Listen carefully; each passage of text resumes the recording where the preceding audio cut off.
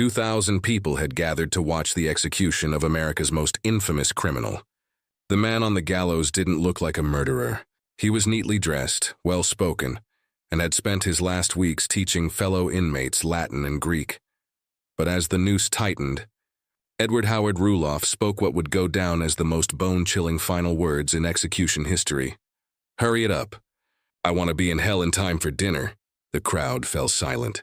This wasn't the remorse of a broken man. It was the brazen defiance of someone who thought himself above everyone else, even in death. The executioner pulled the lever, and America's most intellectually gifted serial killer fell into eternity. But what makes this story truly horrifying is this. Edward Rulloff had one of the largest human brains ever recorded, 1,673 km through of raw cognitive power. He spoke several languages, did groundbreaking work in linguistics, and could have been one of the great minds of his time. Instead, he used that immense brain to plan perfect murders. Hours after his execution, surgeons removed Rulloff's brain and found something that would haunt scientists for decades. This organ, bigger than Einstein's, bigger than nearly any brain on record, had housed the mind of a cold-blooded killer who murdered his wife and infant daughter, then spent years manipulating everyone around him.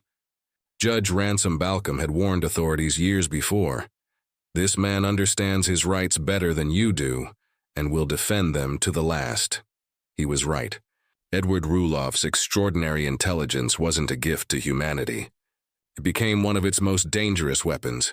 In this video, we dig into the terrifying true story of the genius killer, a man whose brilliance became his deadliest tool, and whose preserved brain still sits in a jar at Cornell University.